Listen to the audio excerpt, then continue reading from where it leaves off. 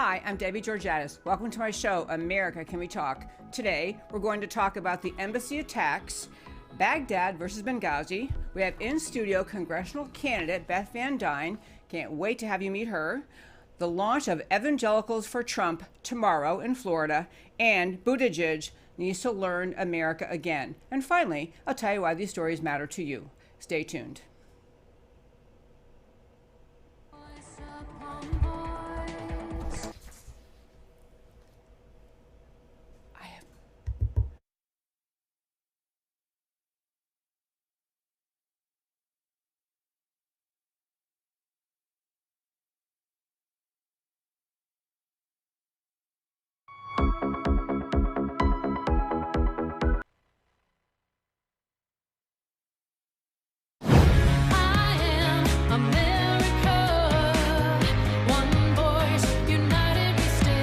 Debbie Georgatos, host of America Can We Talk, is an author, attorney, and political analyst whose mission is to inspire the American political conversation about preserving liberty in the best country on earth. America Can We Talk is sponsored by GC Works, a Dallas-based company performing advanced technology research in the oil and gas industry. Hello and welcome again to America Can We Talk, to today's First Five. Over the weekend, over this holiday weekend of New Year's, we had an amazing story evolving in Iraq. And I want to tell you very briefly, I named this segment this idea of Benghazi versus Baghdad. I want to give you the shortest little background of what the Iranians have been doing that led to where we got over the weekend. The longer version, I urge you to read on my website, americacanwetalk.org, on the homepage, under show, the drop-down list of links. Read the summary that comes from the Center for Security Policy called Turning the Corner Against Iran's Terror Militias. The short story is that really for many years and many times, there have been attacks by the Iranian extremists, Islamic terrorists, who are based in Iran and their proxies all over the Middle East, attacks on American embassies, American facilities, and very weak responses from America. In fact, really, in some cases, no responses at all. The 1983 Beirut embassy, the Marine Corps barracks bombing, allying openly with Osama bin Laden in Khartoum in 1990, the Khobar Towers attack, 1996, the East Africa embassy bombings, 1998, the USS Cole, the year 2000, all of those were backed by the Iranian mullahs, by Islamic extremists from Iran who continue their effort to take over the Middle East on behalf of Shia Islam. Most of those met, in the words of Claire Lopez, who wrote this piece, nary a peep of retaliatory strikes. And then along comes Donald Trump. What her point was is that the extremists in Iran have been motivated to believe that America will not respond, at least won't respond very harshly, as they continue their quest to become really the hegemony. They want to take over the Middle East with their version of Islam. And so Iran, the number one terror exporting country in the world, has continued exporting terror all over the Middle East. And what happened in this leading up, what happened over our New Year's holiday, was President Trump taking power in 2016, and number one, really undermined the Iranians by, he pulled us out of the Iranian deal. So we've actually reached a point recently that Iran has been more harmed by the sanctions that President Trump has put in place than they were helped by the money that President Obama sent them. So they've actually been harmed by President Trump's willingness to stand up more against the Iranian extremists. But what happened, there are uprisings in Iran, also Iraq and Lebanon, the people wanting to overthrow Islamic extremists. And besides friendly little messages from America, not too much effort to back the people. We have Mike Pompeo tweeting saying we sure want to help these folks, but not the real aggressive response in terms of helping the people trying to stand up. Throughout 2019, Iranian attacks continue. The aggressive Iranian Islamic militias attacking commercial shipping, Saudi oil facilities, even a U.S. drone. Pretty much the response of America was, well, more sanctions, discussions, but no toughness. So Tehran, the mullahs running Iran, truly think that they are on a roll and that America and other powers won't stop them. So we had what prompted this most recent episode was in mid-December 2019, rockets falling on military bases in Iraq. This is mid-December 2019. And then finally, there was an attack on the facility in Kirkuk, Iraq, a military base where a U.S. military personnel were injured, an American citizen contractor was killed, and President Trump said, enough. Enough. The group behind all this group that is an extremist Islamic, Iranian-funded, Iranian-motivated group, is described as Iran's Shiite terror proxy Kataib Hezbollah, was identified as responsible for bombing that military base. So the U.S. finally responded. The U.S. responded by bombing 5 different outposts run by this militia that had attacked and injured American soldiers and killed an American citizen contractor. Understanding that background, so the U.S. is responding to a series of attacks, one finally leading to a fatality. We got around to what happened at the U.S. Embassy in Iraq, in Baghdad, Iraq, which was Iranian militia people attacking the U.S. Embassy in Iraq, starting fires, starting an attack, and moving in toward to actually take over the embassy. Unlike the response of past presidents, unlike what happened with Benghazi, where we sat on our hands and didn't help, unlike that kind of conduct, which basically we were afraid to defend ourselves, President Trump said enough, sent in the Marines. God bless the U.S. military. 100 Marines sent in to defend the compound. More military sent in and surrounding countries, basically saying, you're not doing this. And lo and behold, the Iranian militias backed down.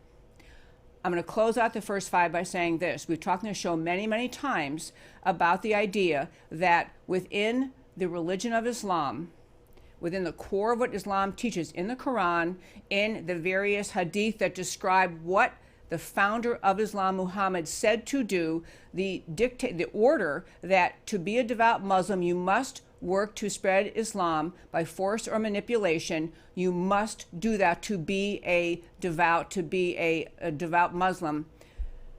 The enemy is not just the particular Iranian mullahs, is not particular militia groups, although they are enemies. The larger enemy is the belligerence of many adherents of Islam, the ideas of Islam that inspire millions and millions today to think their duty is to spread Islam in any way possible, especially by force. And in particular, in this world today, Iran is the home. It is the center in the Middle East of the mission of many Islamic extremists, the mullahs in particular, spreading Shia Islam. Those people believe it is their job to spread Islam by force. They do not respond to polite messages by text. They do not respond to State Department firm denouncements. They don't respond to speeches. They don't respond to anything that even the diplomats would say is the harshest sanctions we could possibly come up with. They respond to brute force. This is a lesson of this event over the weekend. We'll probably talk about more on Monday. But the basic end of this story was that this attack on the U.S. Embassy in Baghdad, encouraged by the Iranian mullahs and really resulting in certainly harm to our embassy, was a message from President Trump, as he said it.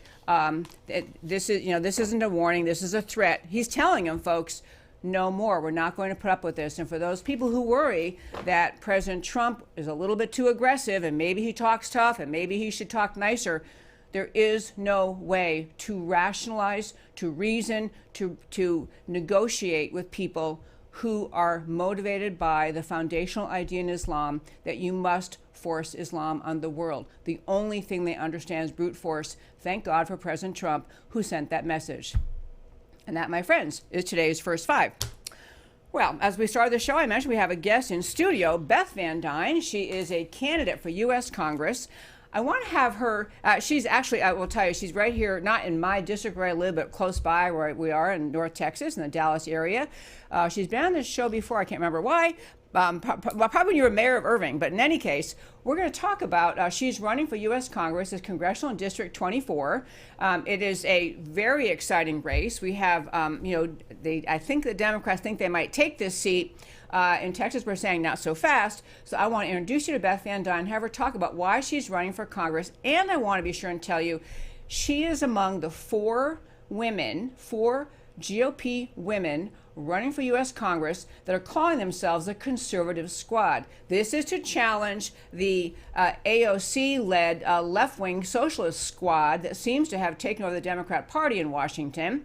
So this is a conservative squad. She's also, the most amazing thing, one of 26 women GOP candidates in Texas running for Congress. So I love it. Love this. Beth Van Duyne, welcome. Good morning. It's good afternoon now. It's great to see you again, and it really is. It's good to see you. I hope you had a great holiday. We did. We did. How about you? Well, it's amazing because we finished our holiday, and now we're immediately right back into campaign season. Absolutely. People thought, at the end of last year that, it's not till next year. It's not till next year. Guess what? Next year's now. Yeah. And for primary votes, that starts in less than 6 weeks. We have a few weeks before primary voting starts. So it is amazing. To your point on you had said that Texas is really going to be a focus of Democrats coming in, and they think they have an idea of how to crack that nut and how to be able to take over the state. And I'll tell you, you think about the craziness that you see right now going on the presidential debates, on the Democrat side. Yep. I am running because, I was mayor for 6 years. Mayor of Irving, Texas. Irving, Texas for 6 years. I was on the city council in Irving for Texas for 6 years. And I've been with the Trump administration under Secretary Carson at HUD for the last 2.5 years. I have seen how to get things done. I have worked with local, county, and state officials to get things done. And I really believe that should be our focus. You look at the squad that we see right now, the crazy socialist squad that's up there, and quite frankly, all they seem to do is push a socialist agenda, an anti-American agenda. They're not concerned with actually getting things done like building roads. They're not concerned with overhauling healthcare efforts. They're not concerned at all with border security. It's nothing about policy, and it's everything about the press conference. You have people who are running right now who are strong conservatives, who are strong Americans, who want to see what's best for North Texas families and for families, quite honestly, across the country. America is an amazing country. It's worth fighting for. That is like the theme of my show, is America's a wonderful country, is worth fighting for. So backing up a little bit for our listeners so they know a little more about you. So you're mayor of Irving. Yes. Just what was that? You just were an extraordinary mayor, and I know you were recognized nationally for your leadership as a mayor in Irving, but what are your top things that you took on you're most proud of as mayor of Irving? Well, quite honestly, we had a fairly corrupt system when I came in. We had a lot of under table, behind the doors projects that were getting worked on. That I am a full disclosure.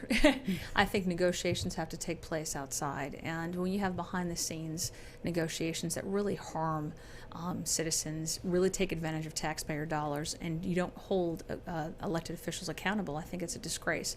When I was mayor, we passed an ethics policy. Part of that ethics policy was term limits.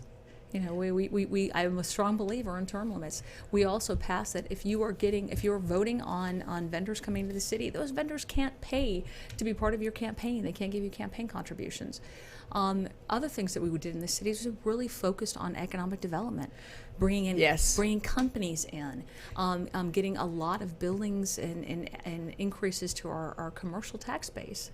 That was the way to do it, was to focus and have a business-friendly community, and really work with the private sector to come in and help pay for the things, quite honestly, that you need to be able to do to make a city safe and attractive.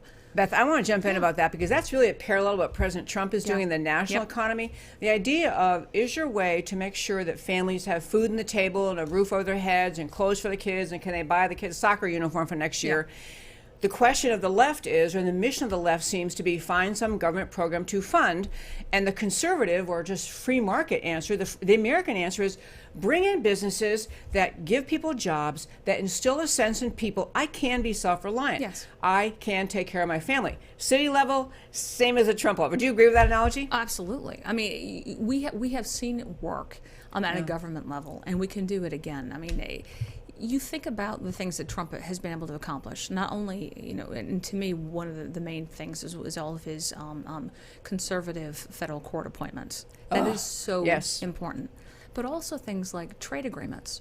taking it on, looking at our tax reforms. These are things that are putting dollars back into the pockets of the middle class, of basically every class, but also focusing on jobs, realizing that it's not public sector dollar, it's not government and citizen taxpayer dollars that's going to solve everything. It's getting the private sector dollars to be able to work to advance, families and communities all across the country.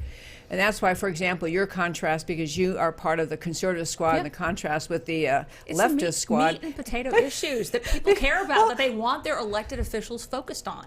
It's not all the the impeachment issues that we hear up there. It is the meat and potato issues. Can we go up there and do what we say we're going to do, which is what we're hearing from our constituents? I mean, when I go out, I've talked to thousands of people in the last few months, thousands of them across the district, and what I'm hearing is healthcare costs are skyrocketed. We need to be able to take care of our families. Okay, what are we going to be doing about jobs? We are so excited what's going on in the economy right now. How do we continue that flow? Yeah. What are we doing about transportation? I don't want to get stuck in an hour and a half worth of traffic every morning. Are we focused on those kind of bills? And what we see at the D.C. level right now by the radical socialists that are up there, specifically some of the members that you just mentioned, are focused on impeachment issues and things that people see as a push, as a not really taking responsibility at all of what their jobs are. It's an opportunity to be in front of a camera. It's stumping for It's yourself. anti-American. It is absolutely anti-American. Yes, I use that language all the time. It is anti-American. One particular example of that is in the left-wing squad, the radical leftist squad. AOC drove Amazon. Her point was to not allow them to bring jobs to New York. Do you recall? I mean, this is I recall that. If you have constituents who need jobs, who are thinking, man, huge company, I could probably get a job, whether it's the lowest level one or executive ones or mid-level ones, all your constituents, you're saying to them, I don't care if you can get a paycheck. Right. I grandstanded and I won, points in the Twitterverse. Well, look at Vice President Biden, last week on stage, a few weeks ago on stage, when he talked about being able to literally blow up thousands of jobs in the oil and gas industry. Yep. This is Texas. Yeah. And those thousands of jobs that he's talking about are right in the middle of our state, a lot of them in the middle of our district. And they act as if that's not going to affect anybody. Right. Right. And that needs to be focused. And quite honestly, your take on what they're doing, Democrats coming in and thinking that they're going to be able to take over Texas, it is so important because Bloomberg, I don't know if you knew this or not, is going to be opening up a number of offices across the state. And he is getting that not just to be able to push a campaign for presidency, but at last year's Pete Sessions race last year, he put in over $1 million in the last few weeks of his campaign on negative ads targeted against Pete at Sessions. Pete Sessions. The focus is not just on his presidency, but it really is to make Texas blue. And think about what that's going to happen at the state level. You're going to have redistricting, and who's going to be doing that? If they can take over 8 seats at the State House, that absolutely affects redistricting moving forward the entire future of Texas. We need to wake up. We need to not just think that we're going to be able to intimidate Democrats. We shouldn't even focus on that. We have to outwork them. We have the ability, we have the message, we have the candidates, but our responsibility is to get them out, get them to the ballots. And every single one of your listeners, if they are interested at all in freedoms, in independence, and accountability, their elected officials needs to work to be able to get people out. This is a really crucial year. We're going to have redistricting. Absolutely crucial year. Excuse me. Yeah. 2020 is a heart and soul of America election. It's a big picture thought of what America is. Is it an America that is increasingly controlled by the government, the economy controlled by the government? The Green New Deal is a good example of just complete control of the American economy, of every aspect you can imagine of the economy. Or are we still America and this freedom-based, entrepreneurial? It is a vision of America's future battle. It is this radical socialist squad that the left has come up with. They at first seem like they're so extreme. I mean, I actually think if you told us 5 years ago there'd be a squad of 4 members of Congress who are pretty much driving the agenda, and they're pretty much, 2 of them are members of the Democrat Socialists, the 2 others are just with them in spirit, and that this would be a serious, they'd be able to seriously shape policy, shape argument, shape messaging of the left. it should be, we need to realize that it is not just, we think they're extremists and crazy. They're moving, they are trying to move America in that direction. It is time for the boldness and the rightness of the American ideas on the right to be spoken, to be yelled from the rooftops, to be spoken everywhere. And I think what you're seeing is a whole group of candidates who are willing to do that. I mean, we are willing to stick our neck out there and say what people are thinking, but a lot of them are too intimidated to actually be able to say. But, you know, as the election in 2016 showed, there were a lot of people who actually believe in the American ideal of being able to work on their bootstraps and pull themselves up by the bootstraps and look at hard work as equating to success. And I think if you look at our district, if you look at families across North Texas, across the country, they believe in hard work. And that is what should equate to success, and not having government expansive projects that continue to take money out of taxpayer dollar pockets and put it into, you know, these entitlement programs that really don't motivate people to actually, you know, create success. But they continue to raise the size of government and the number of people that we've got working there. Yeah. And that was really going to be damaging long term. Speaking of the effort of the left to say they're going to take Texas, I saw there was an editorial over the weekend, Washington Post, and it was a woman who, and I'm going to bother even saying her name, but in any case, she was making the argument that Texas is more moderate on immigration than President Trump is. And so President Trump's immigration policies are not popular here. I'm going to contrast what AOC and the American left, the leftists say, which is they won't support the wall. They don't really want a secure border. They really don't support. They want open borders. They want to open be able borders. to provide housing, health care, you know, school to So I take it you differ with them. Millions of people coming across the country that we don't even know who they are. I mean, coming into the country that we don't know who they are. You know, I will tell you, there's low-hanging fruit of solutions. Yes. In the city of Irving, one of the things that we had done is we actually had our local law enforcement work with federal law enforcement on looking at criminal illegal aliens. So if you committed a crime in Irving and you could not prove that you were in the country legally, we contacted ICE, Immigration and Customs Enforcement. We detained the individual. ICE came, did an interview, and if they were found to have committed a crime and they were not in the city legally, they were deported. So you were not a sanctuary city. We were the opposite of a sanctuary city. We actually enforced our laws. But the result of that was you saw all of these activists from outside of our city come in and call us every name in the book. I was a racist, everything. But what they didn't see was the actual results. And the results of that were, yes, while we deported a number of criminal illegal aliens, the crime rate of our city plummeted to the lowest in our city's history, and that lasted for 9 years. We became the 5th safest city in the country. And as a result, that is a great streets statistic. were safer, our community was safer, we had people who continued to move in, we had businesses that continued to expand. So while the left's argument is to throw labels, nasty negative labels at elected officials, if you know that there is a solution out there, don't be afraid of it. You have to have a backbone. You have to be willing to fight for what you know is right. But they will try to shut you down left and right, and that's what I think you see from the crazy squad. But as conservatives, as elected officials, you have to be willing to have a voice and to fight for what you know is right. We did that at the city of Irving, and we saw the immediate results from that. Okay, I did not realize that you had been so active in the essential basic idea of cooperating with the federal government, which honestly, it shouldn't be shocking. It is what our system is supposed to be. We have the federal government who has jurisdiction over all immigration and citizenship, and yet we have these islands all over Texas, frankly, in America that say we're not going to comply with that. So I didn't know you had that stat, and I love that stat. Yeah. Okay, so the other women, there are 3 other women and you running as a conservative squad. So what are the ways, you certainly differ with the socialist squad, AOC, on border security. What are the ways, what are they up to that you're opposed to? Well, I think what you see is a completely socialist agenda, where things like health care aren't even a consideration. We're not talking about it. Their idea for health care, or their solution for that, is have a government-run policy. Right. Well, you don't have to go too far to realize that is a failure. I have never seen areas that are already private sector where the government can compete. And I think on health care, when I decided to run for Congress, I had to quit my job. I had to quit my job to run because I was working at HUD, and I had to quit my job, which meant that I lost my health care coverage.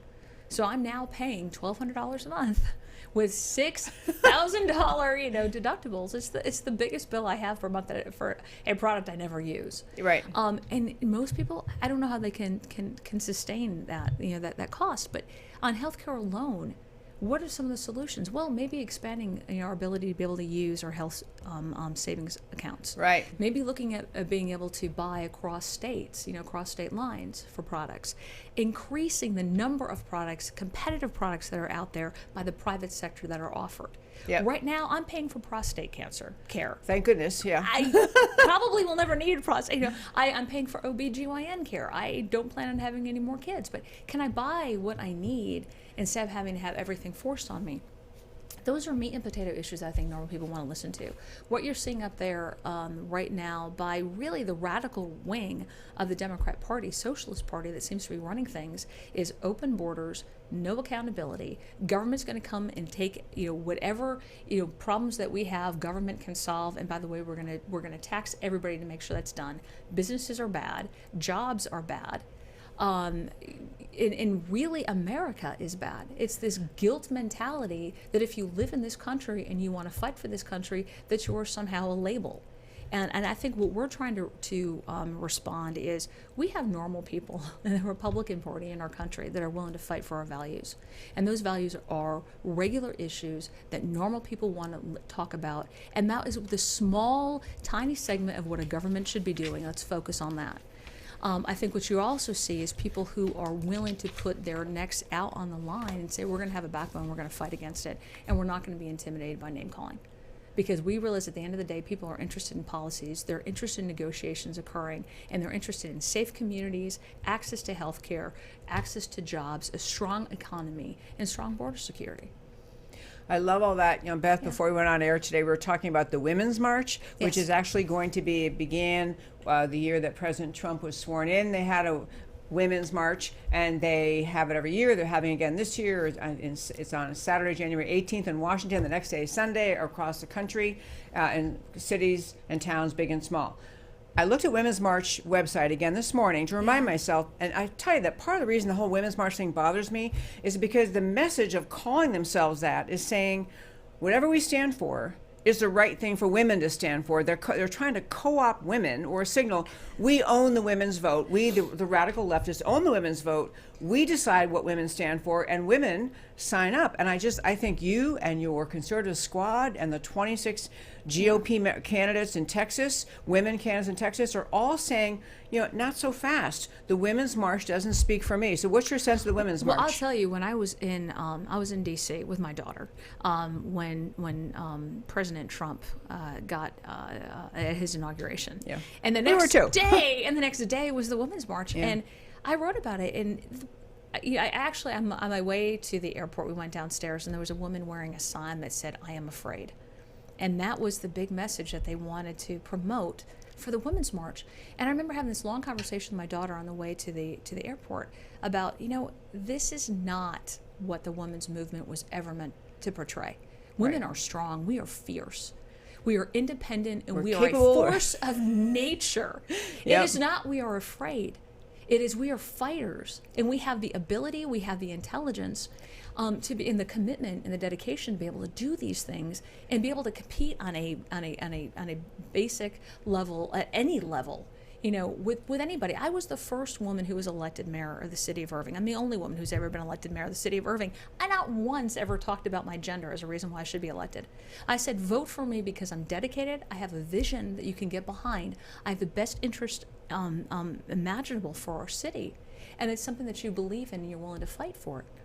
I got elected even though I was outspent, 6-1 I remember against that, an incumbent, but I got elected based on the message and based on my ability to be prepared and to fight for what I think is right for my constituents.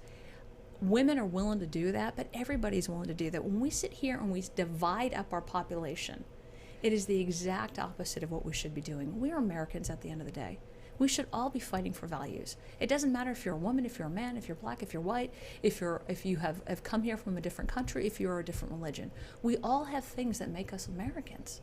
And those are the things that we should concentrate on and stop trying to divide up the country. Just because I have a set of ovaries doesn't mean I'm going to agree with a woman. I also have a brain. And part of my brain is looking at what's in the best interest for my kids, for my family, for my community, for my country. And those are things like jobs, job creation, access to health care, border security. Basic fundamental things that the government should concentrate on. Women are smart enough to realize are in their best interest and their family's best interest. Beth Van Duyne, that's very well said. You tell our listeners how they can find your website, read more about you? Yes, website is bethfortexas.com. We're having meet and greets across the district. We're having fundraisers. People are welcome to contact me, email me at beth@bethfortexas.com. Love to hear comments and be able to get back in touch with anybody who really has an interest in saving our country and fighting for Texas. Thank you, Beth Van Duyne. So great to talk to you. Thank you so much for coming in. Thank you. Folks, I urge you to go to Beth for Texas. I did that this morning. Actually, read about the kind of person that you just heard speaking on the show. Someone who is confident, who's competent, knows what she believes in, and understand that what you're really electing in 2020 is a direction of our country. It's much bigger than each congressional district or each race. It's a direction of our country. It is a belief in our country that really is on the ballot in 2020. I can't urge you strong enough to go read her website. Consider supporting her as I do. And I am very grateful for every woman running on the GOP side. I think we need more women running, speaking the GOP message. And I will say again, I talk on the show a lot, and I'm going to talk about it more in this 2020, this idea of Blexit was the Black and Latina exit from the Democrat Party. We need a feminine exit. We need an idea that women need to exit this vision that the left has for them, that all women can really ever do is sign up to be leftists, vote for the leftist agenda, vote for big government because we're afraid or helpless or some other way need government to take care of our lives. Feminine exit is the message that we are strong. We can stand up for ourselves, we can think for ourselves, and we can vote for a good and strong America. That's where we have to head. Next story I want to turn to today, I have to tell you folks, it's every day getting ready for the show. There are about 25 stories I'd like to get to, and I can get to, obviously a small number of them, but I want to get to and talk a little bit about what's going to happen tomorrow in Miami, Florida. President Trump is attending a launch of Evangelicals for Trump, and I want to make just a few points about that. There was an editorial in Christianity Today, which I haven't read. I've read pieces of it, but an editorial in Christianity Today, a very popular magazine, by the editor-in-chief, who is actually resigning or retiring next week.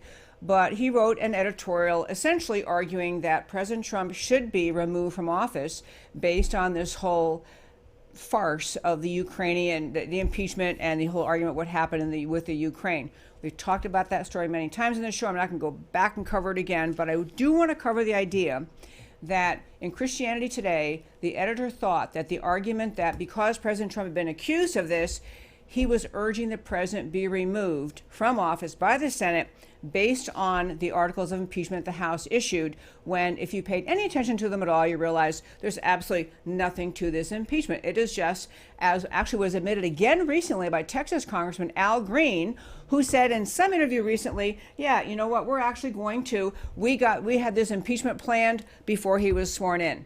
He didn't say these particular issues, but we were going to impeach him, we're going to take him out. So I think this timing of the Trump for Evangelicals for Trump in Florida may be tied to the Christianity Today editorial, but Christianity Today was roundly denounced, got many, many strong leaders in the evangelical movement speaking up and saying, what in the world is this guy thinking, that we have this president who's been strong on pro-life, strong on protecting freedom of religion, strong on protecting America, strong on restoring our military, strong on restoring the America First agenda.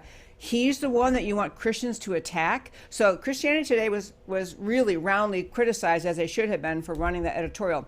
But I want to make just 3 points about this Evangelicals for Trump mission. Number one, when President Trump was first running in 2016, there were many people who said, he'll never get the Christian vote. He'll never get the evangelical vote because he's a New York City billionaire playboy lifestyle. Everyone knew both his life story, he's written about his life story, and actually thought his demeanor was not presidential, was just too brusque and confident and the way that President Trump is.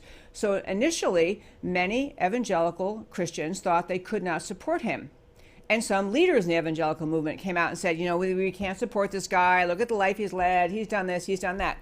Well, Over time, in 2016, as Americans watched the political stage, they watched how strong the radical left was, the radical socialist left growing in power in this country, and they knew we needed a leader, a strong leader, someone who didn't crumble at the first insult that came to them from the American left or from the media.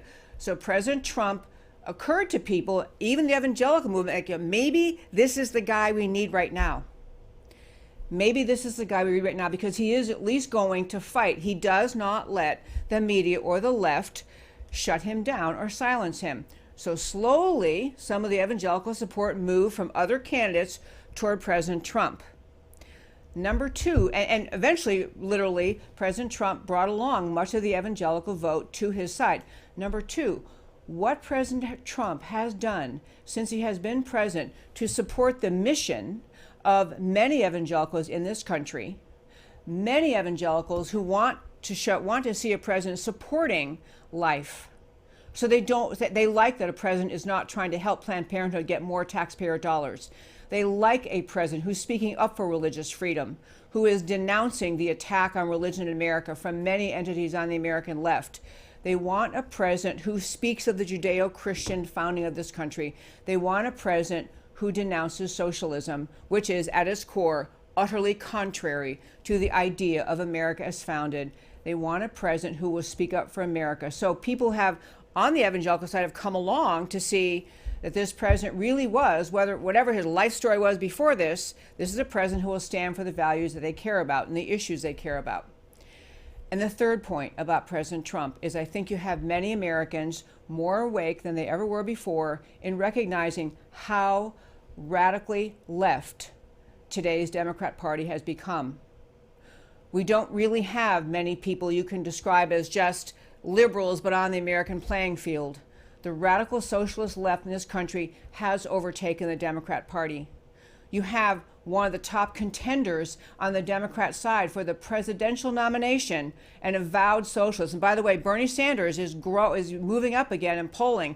I'm telling you, folks, do not write him off. Do not think America wouldn't nominate him. In fact, there's a lot of talk in Washington about the leaders at the DNC becoming extremely concerned as it looks like Bernie Sanders could actually win the nomination. They recognize it's a very dangerous thing. I frankly hope he does. I want that discussion. I want that national political conversation between the radical left of Bernie Sanders and America and conservatism and President Trump. In any case, the evangelicals have come around to realize that the radical left really has Christianity in its crosshairs. The evangelical America, just everyday mainstream Christian America, has realized that the radical left is utterly intolerant of Christianity, of its place in our society, of the right of freedom of religion, and they recognize we need a fighter on our side. And if we don't have President Trump, we're going to have one of those people in the American left who are pretty much surrendering to the radical socialist agenda. So I think it's timely, wonderful. I'm thrilled Trump is going to do it, and I predict it's going to be very successful. Last story and quick story for today. I just want to hit on our friend Pete Buttigieg, who is running for president, as you well know. Mayor Pete he spoke at in a class, talking to young people about the founders of our country and about the existence of slavery that was contemplated, written into our Constitution. And I have Matt, the extremely wonderful producer, going to play a clip by Pete Buttigieg talking to students this was actually from 2014, but fortunately for us, it has emerged. This is Pete Buttigieg talking to students about what he thinks about slavery in the U.S. Constitution. Similarly, the amendment process. They were wise enough to realize that they didn't have all the answers and that some things would change. A good example of this is something like slavery or civil rights. It's an embarrassing thing to admit, but the people who wrote the Constitution did not understand that slavery was a bad thing and did not respect civil rights. And yet they created a framework so that as the generations came to understand that was important, they could write that into the Constitution too. Okay, you just heard a presidential contender on the Democrat side say that our founders didn't know that slavery was morally wrong. That's what he actually said. There's two choices, only two choices that explain that. Number one, he is so ignorant that he didn't know any better, and he actually thought that was true. He'd been so manipulated by political correctness and the way the left denigrates America and its founding, he actually thought that was true, in which case he's too ignorant to be president. Or, second choice, he knew that the founders were deeply troubled by slavery, that there were endless discussions about the danger of slavery and the wrongness of it and the recognition. They could not get the Constitution done without integrating slavery into it at the time. And if he falls in that second category, that he knew he was lying, then he also is ineligible to be president because he is deceptive and manipulative. But you have to understand, saying things like that, Pete Buttigieg and other Democrats saying things like that, they play into the left-wing playbook that says America as founded must be destroyed. America as founded must be denigrated, mocked, ridiculed, must be put down.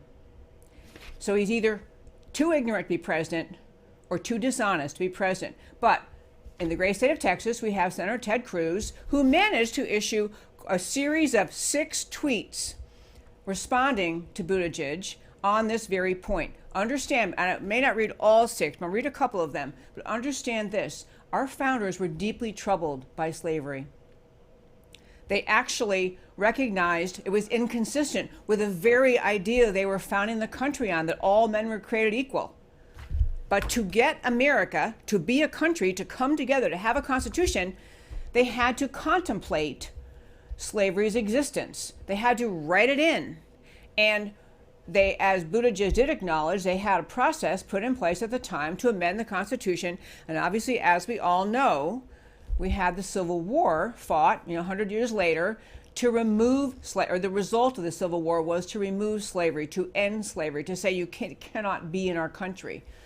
But Buttigieg is talking to young people who knows how many people he's talked to and planted that lie in their conscience, planted that thought about America, that we had founders so ignorant, so uninformed, they didn't even know slavery was wrong, so morally weak that they didn't know any better. But anyway, Ted Cruz let him have it. Got to tell you a couple of things he put out in tweets. He kept quoting what Buttigieg said, and then Ted Cruz has.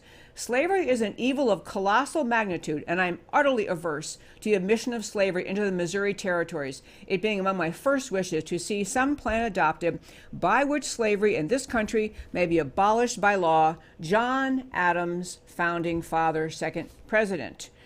Freedom is not a gift bestowed upon us by other men, but a right that belongs to us by the laws of God and nature. Benjamin Franklin, founding father, abolitionist. Number 3, Ted Cruz again, and tweeting, neither my tongue nor my pen nor purse shall be wanting to promote the abolition of what to me appears so inconsistent with humanity and Christianity. Again, Benjamin Franklin, founding father, abolitionist. I'm going to close out today's show by saying this. The elections in 2020 are about the identity of America. They are nothing less. What we are talking about today with our guest, Beth Van Duyne, we talked about many other stories in this show. What used to be the American playing field, the 2 political parties, the Republicans and Democrats, and maybe Democrats want slightly higher taxes and slightly larger public welfare programs, entitlement programs, and maybe Republicans were a little more friendly to business. That world doesn't exist anymore. That is your grandparents' picture of America. What you have on the playing field today in America is either the radical socialist left, as evidenced by just one example, the Green New Deal. We've broken that down 100 times in the show. We've explained what's in there. It is a complete takeover of this country. It is a complete evisceration of the free market system, the complete evisceration of liberty in this country. That's what the Green New Deal is, and every single contender for the Democrat presidential candidacy, except one, has signed on to that, or at least admitted they support that. So you have the takeover of a country by leftism, or you have America. Those are the 2 choices. It doesn't matter if you like your candidate for Congress, whoever your senator is, if they're going to vote with the American left, they're voting to destroy America. It is that simple. And we'll talk on the show, 4 days a week, every day, Monday through Thursday, about all the issues that are in play and all the reasons to support certain issues, or the facts behind some issues. But at the core, America was founded to be an extraordinary experiment in human liberty. That's what America is, an experiment in the idea that man that man can live in liberty, can be self-governing. That's what America is. That we are that experiment in liberty right now. But the battle we have in 2020 is much bigger than every single race. Do enough Americans understand the unique importance of America to stand up and vote for it against this onslaught of the American left? And now, my friends, I'll tell you why the stories we talked about today matter to you. To start with, we have the embassy consulate attacks, Baghdad and Benghazi, why it matters to you. Previous presidents, 4 of them, failed to respond forcefully to Islamist attacks on U.S. facilities, but not President Trump. Failure to respond is weakness. It emboldens the attackers. Strength and force are understood by enemies. Strongly worded diplo speak, that's like diplomat speak, letters are not impactful. Iran has sought and still seeks Islamic domination. They must understand no. Iran regime change in 2020 would be a good thing for the world. Congressional candidate Beth Van Duyne joined us in studio. 26 women in Texas are running for Congress on the GOP side. Great for Texas and the U.S. Beth Van Duyne and 3 women candidates from other states formed a new quartet, a forceful and needed counter to the leftist squad. Far-left loonies do not speak for American women. American women love freedom. They are not inclined to socialism. 2020 must be the year for American women to rise up as American patriots, reject the fake Women's March, participate in something real, make Feminexit real, become part of the growing national America Can We Talk audience. On the launch of Evangelicals for Trump, Christian support of Trump started slow for Trump life story reasons. Christian support for Trump is now overwhelming for America reasons. Trump stands up for Christian values and policy issues, pro-life, pro-conservative judges, pro-Israel. Trump is profoundly pro-American and knows instinctively America is good in the world and for the world. Christianity is a foremost influence making America good. God didn't send the perfect man. He sent the man perfect for this job. And as to Buttigieg's disqualifying ignorance or deceit, Buttigieg's stated position: the founding fathers didn't understand that slavery is bad. Seriously. This is either colossal disqualifying ignorance of American history from a candidate for president or monstrously manipulative disqualifying deceit from a candidate for president. As Ted Cruz pointed out, the American founders were deeply aware of the evil of slavery. They knew it would have to end at some point, and they were right. And their inspired words in the Declaration made the reckoning inevitable. Pete Buttigieg isn't even remotely of the caliber of the founding fathers, and he is not to be president of this country. And that, my friends, is America Can We Talk for today. Tune in every Monday through Thursday, 3 p.m. Central Time. Whatever platform you're watching or listening on, please like the show, share it, subscribe, spread it around to your friends, tell your friends about it. This is a great opportunity to talk every day, Monday through Thursday, about the issues that will shape America's future. Thank you so much for listening. I love when you email me at americacanwetalk@gmail.com.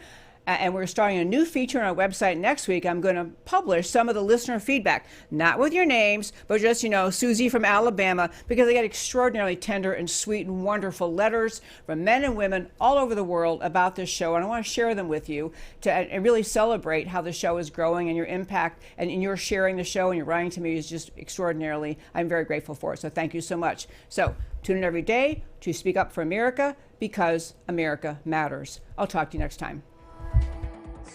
Like a crashing wave. Can you hear us now? America Can We Talk? Truth about America. Can you